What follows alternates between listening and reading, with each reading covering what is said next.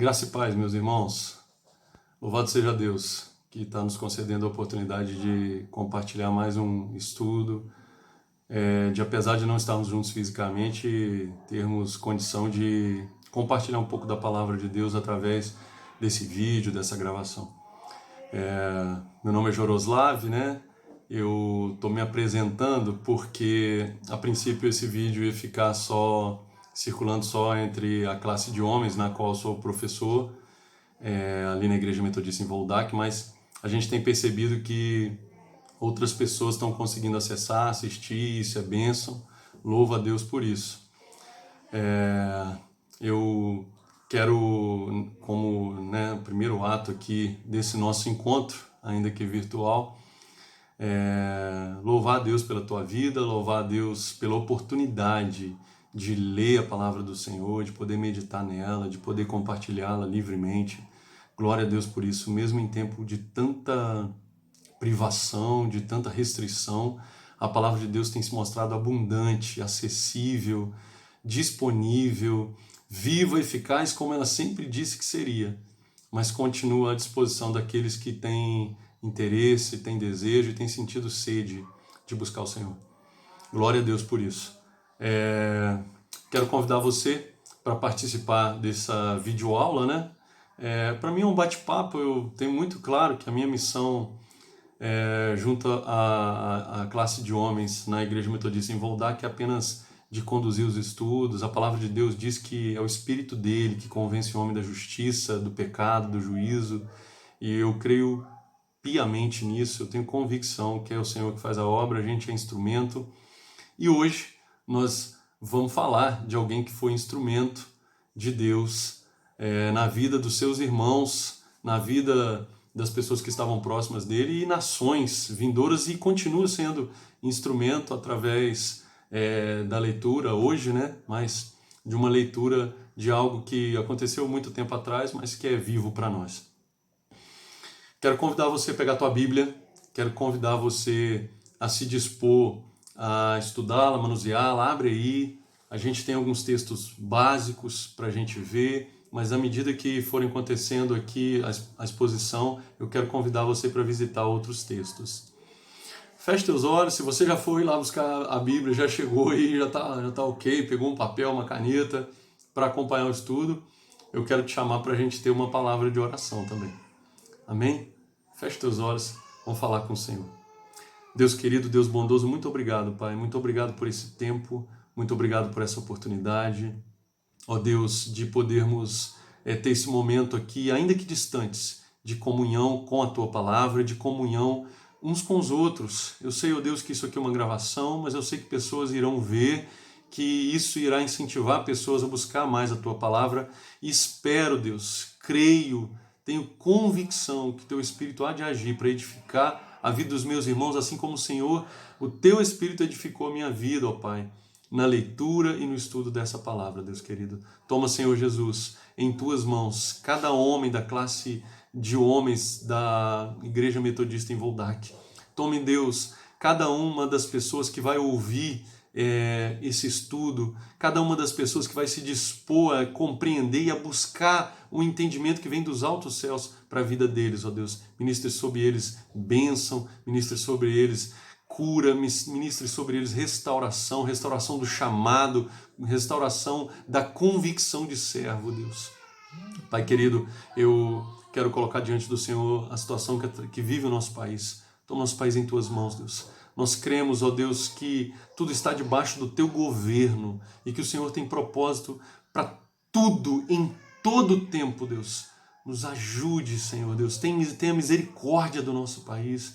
Pai querido, que a Tua boa mão nos sustente, Deus. Sustente as pessoas, ó Deus, que estão dependendo do trabalho, as pessoas que não estão tendo condições de trabalhar, os empresários, as pessoas que passam por momentos difíceis também na economia, Senhor Deus. Desperta o nosso coração, Deus. Desperta o coração daqueles que têm condições a ajudar, a se disporem, ó Deus. Pai querido, colocamos tudo diante do Senhor e te pedimos, ministre sobre nós neste dia, Pai, em nome de Jesus. Amém, amém e amém. Eu anotei aqui, quero dar os parabéns para o Gilcer. O Gilcer, Deus abençoe a tua vida, meu irmão.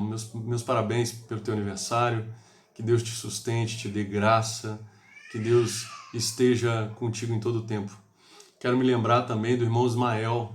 Irmão Ismael, nós ficamos sabendo há dias atrás da perda que você teve na sua família. Então, nosso desejo é que o Senhor aquiete o teu coração, que o Senhor te dê conforto e que o Senhor abençoe você e seus familiares nesse tempo bem complicado. Vamos lá? Vamos comigo? Hoje a gente tem um compromisso de caminhar mais um pouquinho com a revista Legados de Fé.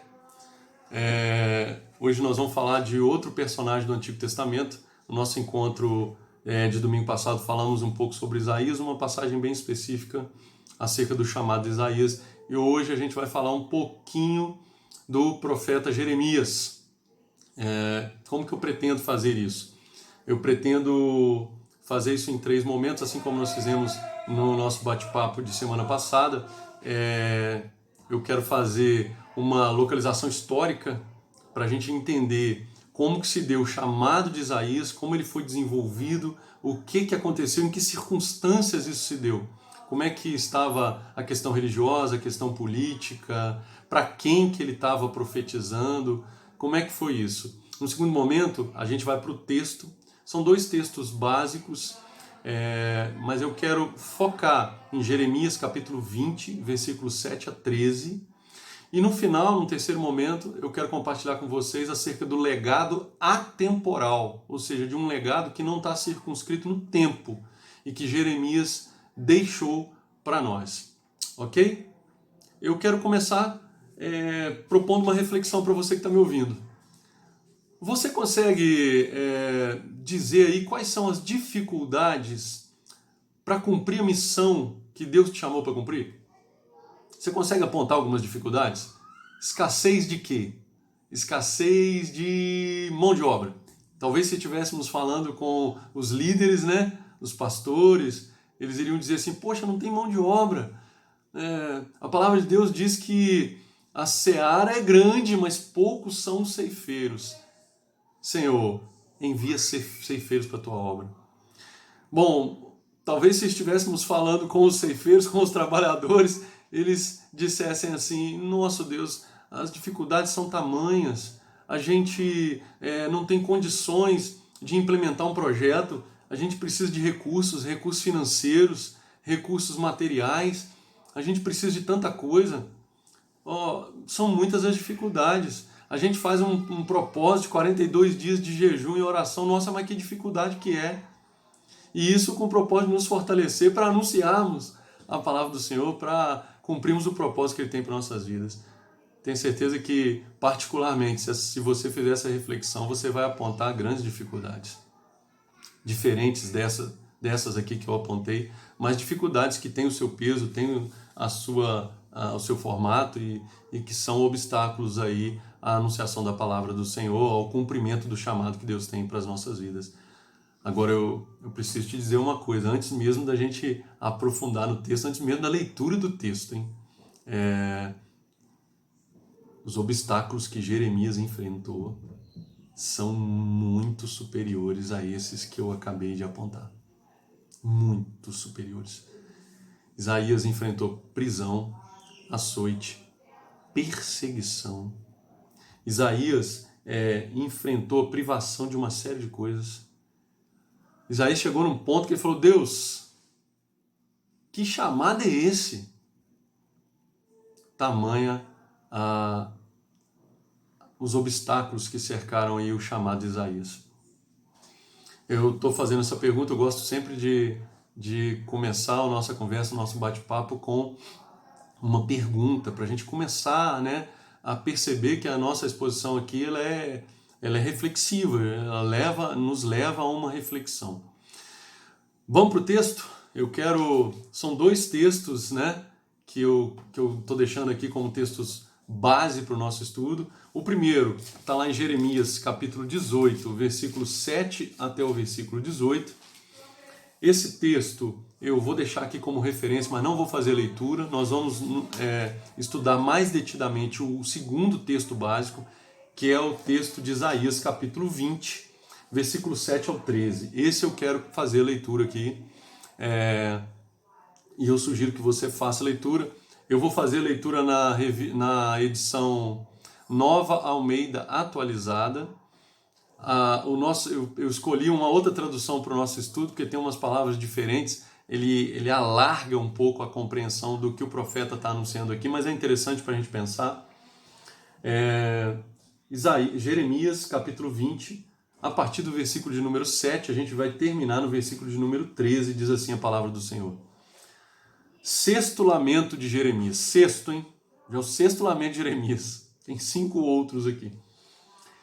Tu me persuadiste, Senhor, e eu fui persuadido. Foste mais forte do que eu e prevaleceste. Sou motivo de riso o dia inteiro. Todos zombam de mim. Porque sempre que falo, tenho de gritar e clamar. Violência e destruição. Por causa da palavra do Senhor, sou objeto de deboche e de zombaria o tempo todo. Quando pensei, não me lembrarei dele e não falarei mais em seu nome, então isso se tornou em meu coração como um fogo encerrado nos meus ossos. Estou cansado de sofrer e não posso mais. Porque ouvi a murmuração de muitos. Há terror por todos os lados. Denunciem, e nós o denunciaremos. Todos os meus amigos íntimos esperam que eu tropece e dizem, talvez ele se deixe persuadir, então nós o venceremos e dele nos vingaremos. Mas o Senhor está comigo, como um poderoso guerreiro. Por isso os meus perseguidores tropeçarão e não vencerão, ficarão muito envergonhados por causa do seu fracasso. Sofrerão afronta perpétua, que jamais será esquecida. Ó Senhor dos Exércitos, que provas o justo e vês o mais íntimo do coração, permite que eu veja a tua vingança contra eles, pois te confiei a minha causa.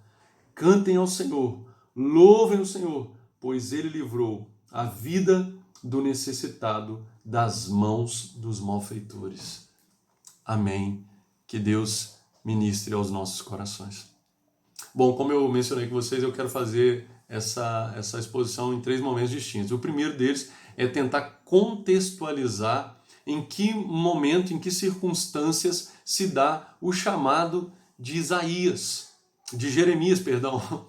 Ainda estou com um pouco do nosso bate-papo de semana passada. O chamado de Jeremias. O que está acontecendo? Quem era Jeremias? O que a palavra de Deus fala sobre esse chamado de Jeremias? Eu me lembro que no nosso bate-papo de semana passada, no nosso vídeo de semana passada, eu falei com vocês que a gente não tinha informações muito íntimas de Isaías. Aqui a gente tem bastante coisa, tem um número maior de referências acerca da intimidade de Jeremias. O primeiro capítulo do livro de Jeremias começa falando sobre o chamado dele, o momento em que Deus o chamou. O texto diz que Jeremias ele era da família sacerdotal, ele é da linhagem sacerdotal. Ele foi chamado desde o ventre da mãe dele. Os primeiros versículos informam isso para nós. E no chamado de Jeremias, ele já tenta fazer uma escusa muito conhecida, que também foi feita por outros homens de Deus no passado. Olha só o que ele diz no versículo 6. Ah, Senhor Deus, eis que não sei falar, porque não passo de uma criança.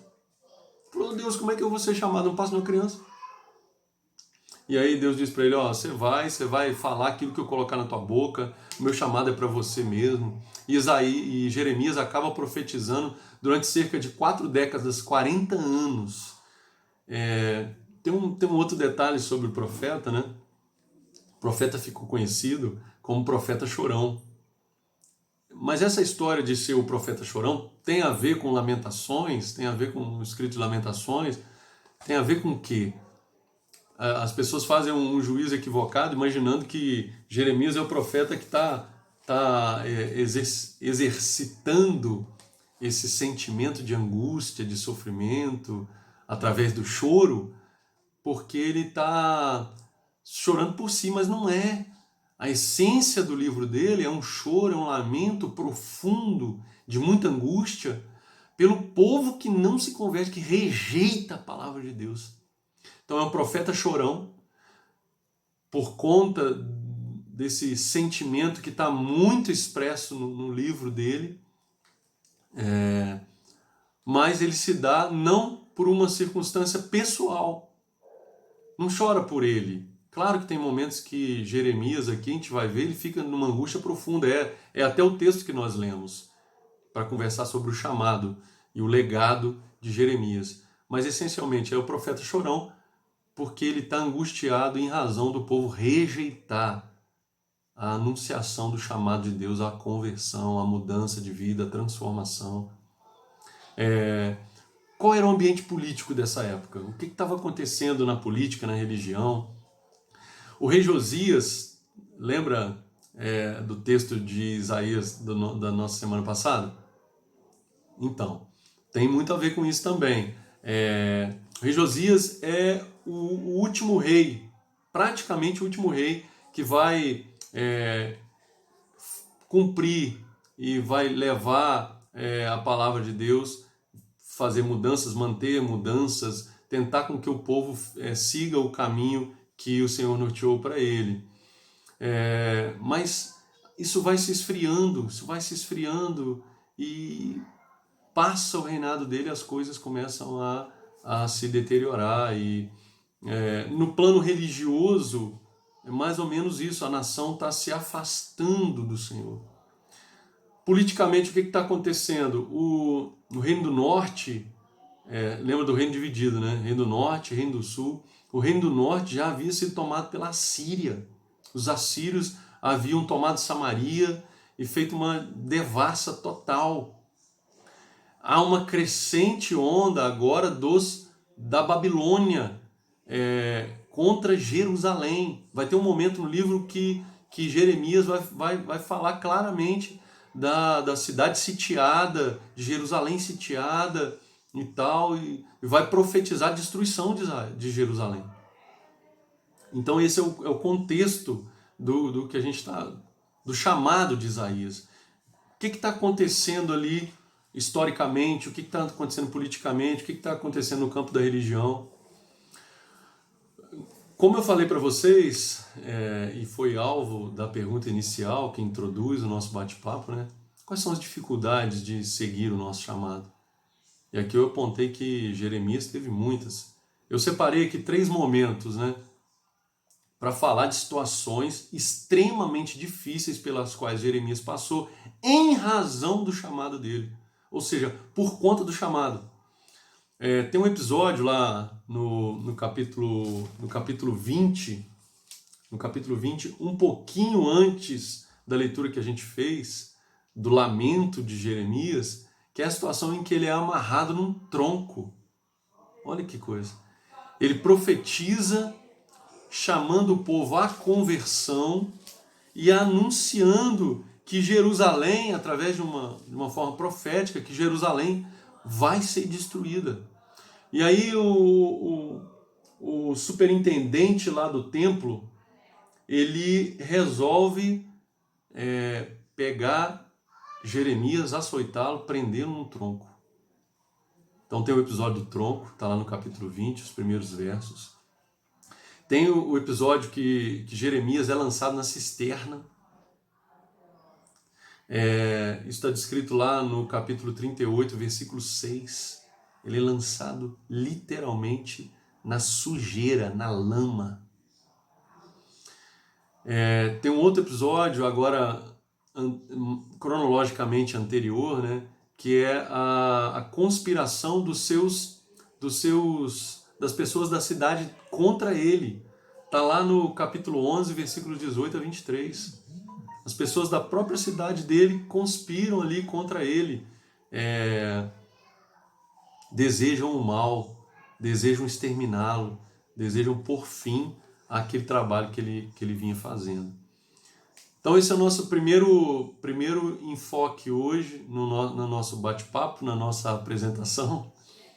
Tenho o costume de falar bate-papo, tomara que alguém vá ver esse vídeo aí e fique batendo papo. Ele falou, mas como é que é isso mesmo? Vai lá e leia os versículos que a gente está citando aqui e bata papo, né?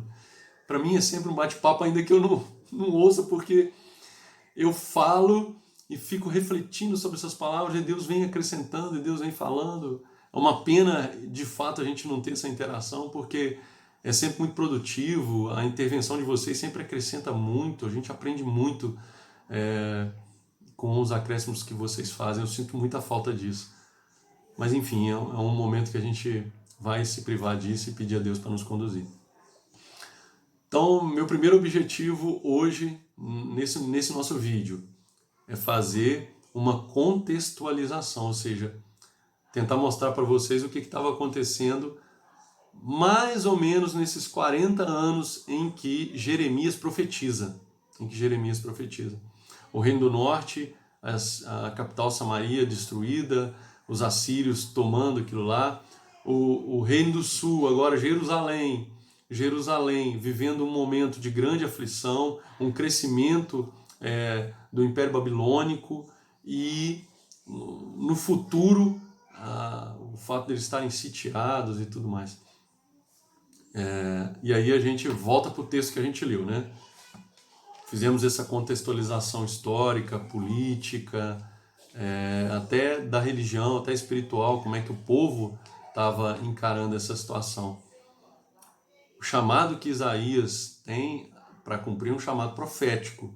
Isaías é chamado para anunciar ao povo que se arrependa.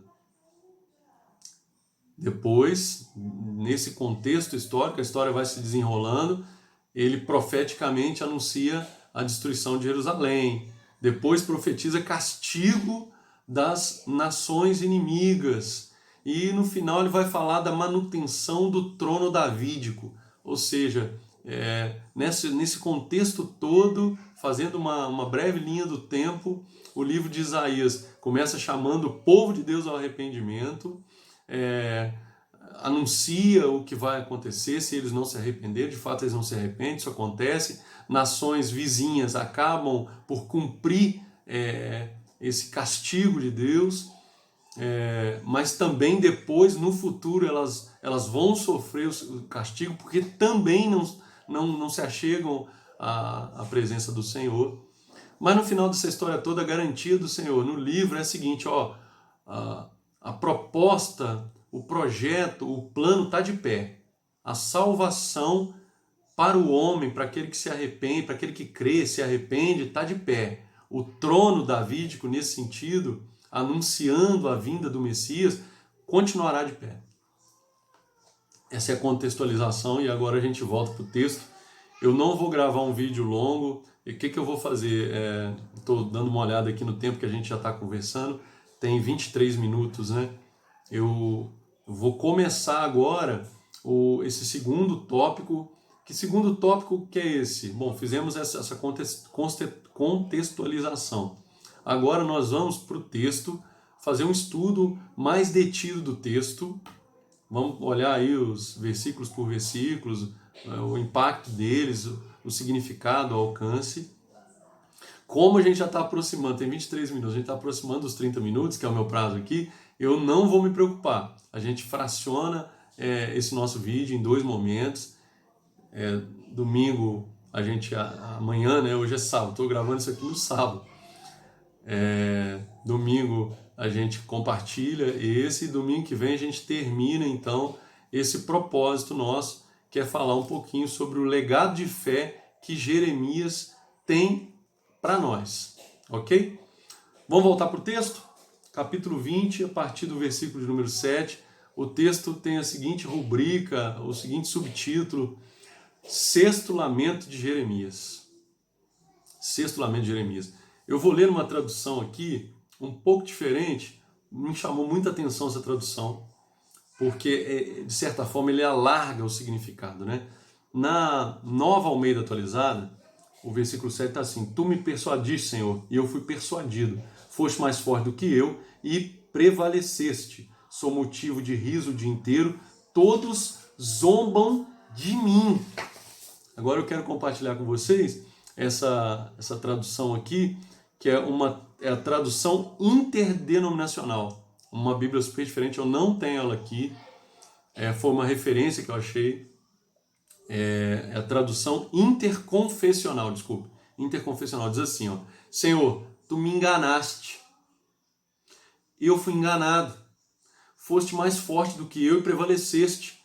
Sou ridicularizado o dia inteiro, todos zombam de mim.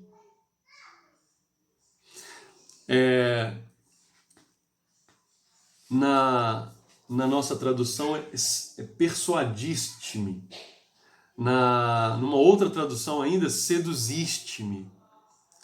Em que contexto, né, que Jeremias fala isso? Jeremias está passando por um momento, ele está cumprindo o chamado dele, mas ele encontra muitos obstáculos. Os irmãos da mesma cidade que ele querem matá-lo. Ele vai profetizar, as pessoas não querem ouvir a palavra de Jeremias.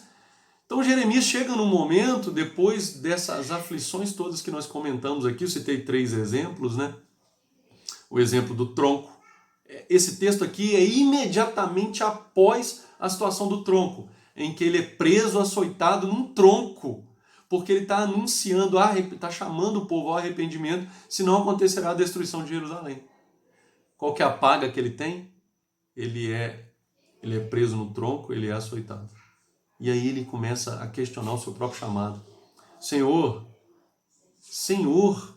tu me persuadiste. Ou seja, eu fui persuadido, eu não fui de livre vontade. Eu fui persuadido. Foste mais forte do que eu e prevaleceste. Senhor, eu estou sendo ridicularizado o dia inteiro. Todos zombam de mim. Eu olho para esse texto e eu vejo aqui uma agonia muito grande. Uma angústia. E é engraçado porque o versículo 8 traz também algo muito interessante para a gente pensar. Olha, porque sempre que falo tenho de gritar e clamar violência e destruição por causa da palavra do Senhor, sou objeto de deboche e de zombaria. Ele atribui a razão do deboche e da zombaria à palavra do Senhor, aquilo que ele é chamado a fazer e a falar. A gente pode olhar para esse texto aqui e num primeiro momento falar, pô, Jeremias é maluco. Como é que Jeremias tem coragem de falar um negócio desse? Meu irmão, seja sincero com você mesmo. Quantas vezes você já não participou de um propósito de Deus que você olhou assim e falou, meu Deus, que sofrimento terrível, que situação terrível, que agonia, que angústia. E é por causa do chamado que o Senhor tem para mim que eu estou vivendo isso. Essa palavra é muito forte. É uma palavra de muita agonia. E é engraçado porque Jeremias não é o único profeta. Tem outros profetas. Mas Jeremias é um profeta chamado por Deus. O que eu quero dizer com isso? Que existiam outras profecias. Tinha gente profetizando outras coisas. Isso. A palavra de Jeremias era um contraste com a palavra triunfalista de outros profetas. Profetas que profetizavam de si mesmos. Profetas que falavam o que as autoridades queriam ouvir. Olha que situação. E aí há esse contraste, essa dualidade. Eu, que falo aquilo que o Senhor me chamou para falar, estou num tronco, estou acorrentado. Aqueles que profetizam de si mesmos estão celebrando. Nesse momento aqui, Jeremias está numa agonia, numa frustração, num sentimento de angústia muito grande. E ele prossegue dizendo, ó, quando pensei, não me lembrarei dele, não falarei mais em seu nome. Ou seja, o profeta pensa em abandonar o chamado. Olha só a sequência do texto. Ai, quando eu pensei, não vou mais pronunciar o teu nome, não vou mais falar em teu nome. O versículo 9, parte dele que nós lemos aqui, ó. Quando ele pensou isso, ou seja, ele confessa para Deus, Deus, ó, eu estou vivendo uma grande agonia. E é por causa do chamado que o Senhor tem na minha vida. eu pensei em abandonar isso. Sabe o que isso precisa produzir em mim? Precisa produzir uma reflexão profunda acerca da minha transparência com Deus, acerca da forma como eu conduzo o meu chamado, acerca de como é o meu relacionamento com Deus. Como é que ele é? Lembra lá do encontro de Isaías? Um encontro com Deus que produz algo novo, que produz, que frutifica. Jeremias, ele é sincero, ele não esconde nada. Estou tomado de angústia, essa angústia é por causa do meu chamado, e quando eu penso em desistir, ou seja, eu pensei em desistir. Existem momentos em que muitas pessoas pensam em desistir do seu chamado, pensam em desistir dos seus sonhos, pensam em desistir dos propósitos que Deus tem para a sua vida. E eu quero, meu irmão, nesse estudo, ser boca de Deus para te dizer, não desiste não. Quantas situações adversas eu passei na minha vida, nossa Deus. Eu gosto de contar esse testemunho porque ele precisa motivar as pessoas. E eu contei esse testemunho para um determinado amigo e falei com ele, não desista, não desista. As coisas acontecem, a gente insiste, a gente dobra os joelhos, a gente prossegue e Deus vai abrindo portas.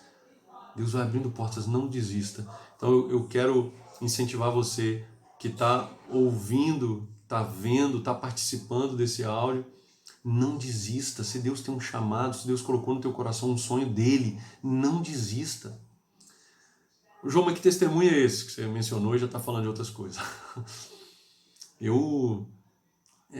A minha formação, os meus estudos são um milagre. O fato de eu conseguir me formar é um milagre. Eu sou filho de pessoas do campo, gente simples. Meu pai sabe muito mal ler e escrever. E eu consegui estudar, passei numa universidade particular, tinha que custear os estudos, tive que trabalhar e chegou um momento que eu não tinha condições mais de me sustentar, meus pais não tinham condições de me ajudar. Eu, no terceiro ano do curso de Direito, eu tive que parar, trancar minha matrícula, sair de Juiz de Fora, voltar para a cidade dos meus pais, mas não para morar na casa deles não, para morar na roça, para voltar às origens, para mexer com vaca, com enxada. E chegou um momento em que eu pensei para mim, Deus, o que eu vou fazer? Os planos de estudar, os planos de continuar, de seguir em frente, de ter uma formação, parecem tão distantes, eu não tenho condições. Eu não tenho de onde tirar sustento, não tem como. E aí Deus falou muito claramente no meu coração, você vai fazer aquilo que você tem condições de fazer. E aí eu fui conduzido por Deus a descobrir o que eu podia fazer, o que estava ao meu alcance naquela situação. Olha só como Deus faz as coisas, né? Deus nos conduz a uma reflexão para que nós possamos descobrir em nós mesmos qual o nosso papel. Jeremias aqui, qual o papel de Jeremias? Anunciar. Anunciar está trazendo dor, agonia, aflição. Jeremias, o que te cabe? E aí Deus colocou isso no meu coração. Jorosávio, o que te cabe? Qual o seu papel nessa história toda? E eu fui fazer a única coisa que eu sabia fazer, que era estudar. Estava na roça, não tinha essa história de internet como tem hoje. Roça mesmo. Lugar simples. O chão de alguns cômodos era de terra. E fui estudar e Deus permitiu que eu passasse alguns concursos públicos e 2 anos depois eu voltei a estudar, consegui me formar, peguei muita carona e assim foi cumprimento do propósito de Deus mesmo na minha vida naquele momento. Sofrimento, privação, dificuldade, mas um Deus que se mostra presente, assim como se mostrou com Jeremias, que pensa em desistir. Olha só o que acontece, Jeremias pensa em desistir. E olha qual que é o resultado, o que ele confessa. Quando pensei, não me lembrarei dele, não falarei mais o seu nome, então isso se tornou meu coração como um fogo, encerrado nos meus ossos. Estou cansado de sofrer e não posso mais. O que está acontecendo aqui? Jeremias confessa, ó, eu estou pensando em desistir, estou pensando em parar, mas eu não posso. Tem um fogo que arde. Eu estou exausto, eu estou cansado, eu não consigo, mas tem algo que me impulsiona. E esse algo é o Espírito de Deus movendo Jeremias, é o Espírito de Deus movendo a sua vida. Foi o Espírito de Deus me movendo nesse exemplo, nesse testemunho que eu citei aqui para vocês, e tenho certeza tantos outros que vocês têm para citar. Amém? Vamos fazer uma parada aqui. A gente começou o estudo, desenvolver o estudo acerca do legado de Jeremias, legado de fé de Jeremias, fazendo um estudo específico aí de Jeremias capítulo 20, a partir do versículo 7 ao 13. Nós estamos aí no 9, estamos começando a conversar sobre o 9, tá bom? Eu paro por aqui, na semana que vem a gente continua. Deus abençoe a tua vida, que seja um estudo proveitoso, que venha a alcançar corações aflitos, corações que estão passando por provação, mas corações que continuam ardendo pelo mover do Espírito Santo de Deus. E se o teu coração não está assim, que essa palavra seja aí algo que possa acender, porque a palavra de Deus é viva, é eficaz, é capaz de produzir vida em nós. Deus te abençoe, em nome de Jesus. Eu quero encerrar com uma palavra de oração. Feche teus olhos, onde você estiver, e vamos falar com o Senhor. Pai Santo, Deus querido, queremos te agradecer, Pai, por esse tempo de estudo da Tua Palavra, queremos te agradecer por esse momento. Pai querido, fala os nossos corações, tudo aquilo que ficou impossibilitado pela nossa humanidade, pelas falhas que são próprias do nosso ser, ó Deus, sejam minhas que estou transmitindo a Tua Palavra, sejam daqueles que estão ouvindo a Tua Palavra, Senhor Deus, ministre nos nossos corações. Pai querido, colocamos a vida do Gilson em Tuas mãos, colocamos a vida do